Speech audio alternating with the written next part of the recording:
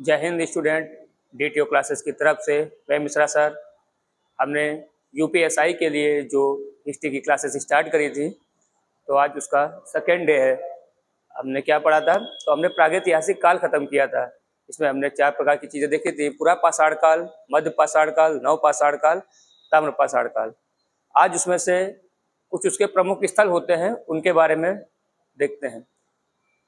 ये जो प्रमुख स्थल हैं, क्वेश्चन पूछेगा तो सिर्फ इन्हीं प्रमुख स्थल से पूछेगा, बाकी कहीं से भी एग्जाम में क्वेश्चन नहीं पूछेगा, क्योंकि बहुत ज़्यादा स्थल नहीं रहे हैं। ठीक है, तो शुरू करते हैं हम लोग आज की अपनी क्लास।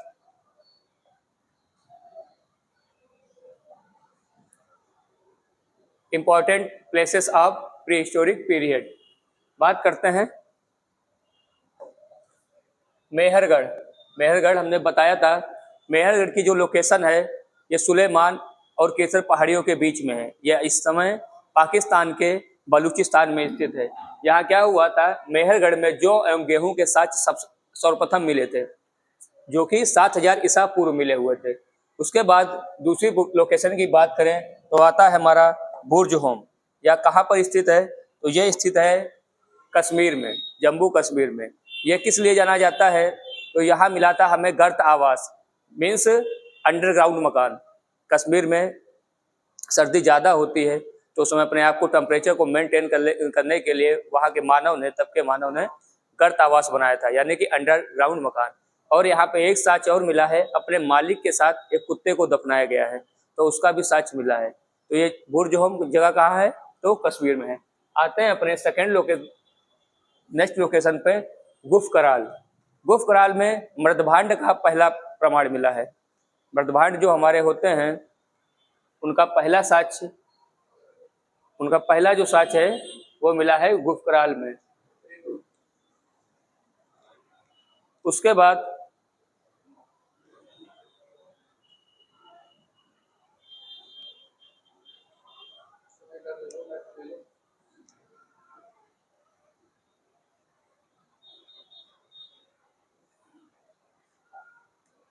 गुफ कराल में क्या मिला है हमें? मृदभांड का पहला साक्ष्य।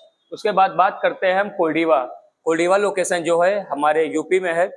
यूपी में एक जगह है बेलन घाटी, उसमें पाई जाती है। यहाँ पर सबसे प्राचीन चावल का साक्ष्य मिला हुआ है। उसके बाद बात करते हैं चिरान। चिरान जो लोकेशन है वो बिहार में है, बिहार के सारण जिला में। यहाँ पर प्रचुर मात्रा में हड्डियों के उपकरण मिले हैं, मतलब बहुत सारे ढेर की अवस्था में यहाँ पर क्या मिला हुआ है? हड्डियाँ मिली हुई हैं, हड्डियों के उपकरण। उसके बाद बात करते हैं लहुरा देव। लहुरा देव में भी चावल की खेती हुई, चावल के साक्ष्य मिले हैं। जैसे कोल्डीवा में मिले हैं, वैसे लहुरा देव में मिले हैं। और दोनों में डिफरेंस क्या है कि जो कोल्डीवा में है वो सबसे प्राचीन साक्ष्य मिले हैं, और जो अभी सबसे नई खोज जो करी गई है वो लहुरा देव में करी गई है। फिर बात करते हैं दमदमा में। दमदमा में क्या हुआ है, एक ही कब्र से 3 मानव कंकाल प्राप्त हुए हैं। तो ये थे हमारे इंपॉर्टेंट लोकेशन।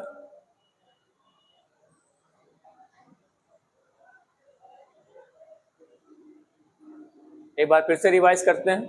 8 लोकेशन के बारे में हमने बताया: मेहरगढ़, बुर्ज होम, गुफ कराल, कोल्डीवा, चिरान, लहुरा देव, दमदमा। मेहरगढ़ में क्या मिलता है? गेहूं और जौ के साक्ष्य मिलते हैं। बुर्ज होम में क्या मिलता है? गर्त आवास मिलता है, और कुत्ते और मालिक के साथ कुत्ते को दफनाया गया है। गुफर कराल में क्या मिलता है? मृदभांड का पहला साक्ष्य मिलता है। कोल्डीवा में क्या मिलता है? सबसे प्राचीन चावल के साक्ष्य मिलते हैं। उसके बाद बात करते हैं चिरान की। चिरान जो लोकेशन है बिहार के सारण जिले में है। यहाँ पर बहुत ढेर मात्रा में हड्डियों के उपकरण मिले हुए हैं।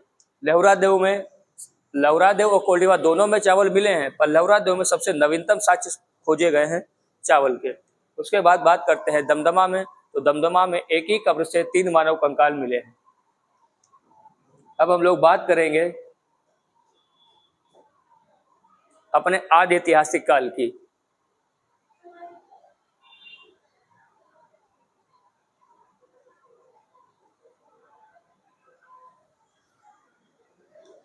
प्रागैतिहासिक काल खत्म हो जाता है। अब नेक्स्ट उस पे आते हैं, तो हम बात करेंगे आदि ऐतिहासिक काल की।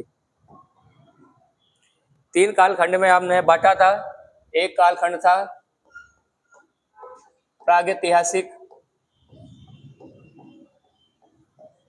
एक कालखंड था हमारा आद्य ऐतिहासिक,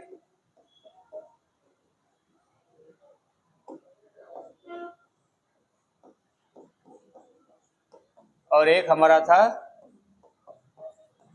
ऐतिहासिक। तो हम प्रागैतिहासिक को तो खत्म कर चुके हैं, अब हम स्टार्ट करेंगे आद्य ऐतिहासिक काल को। आद्य ऐतिहासिक काल में शुरुआत करेंगे हम सिंधु सभ्यता और हड़प्पा सभ्यता की। बात करी जाए तो ये कब से स्टार्ट हुई थी, तो 2500 ईसा पूर्व से 1750 ईसा पूर्व चली थी।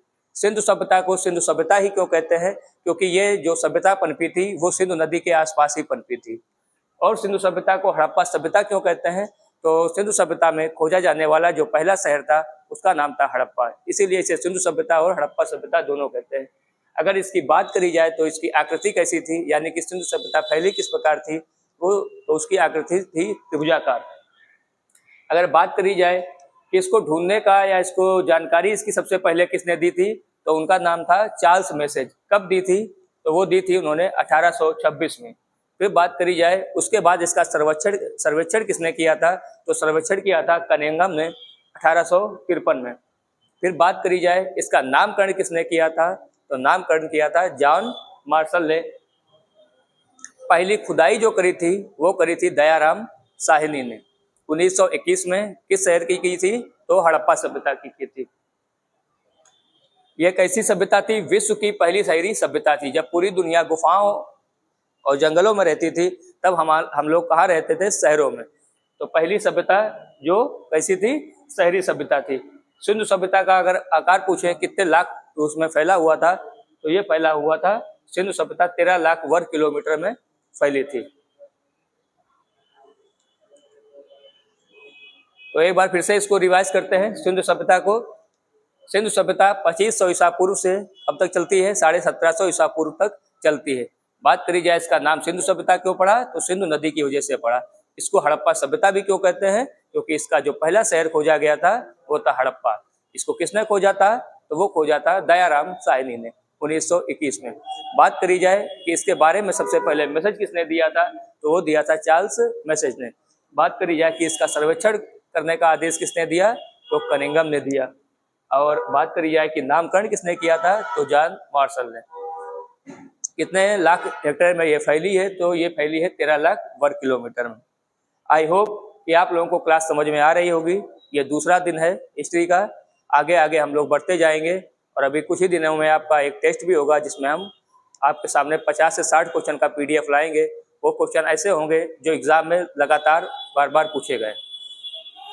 तो आज की क्लास यहीं पे आज का सेशन खत्म करते हैं। जय हिंद स्टूडेंट।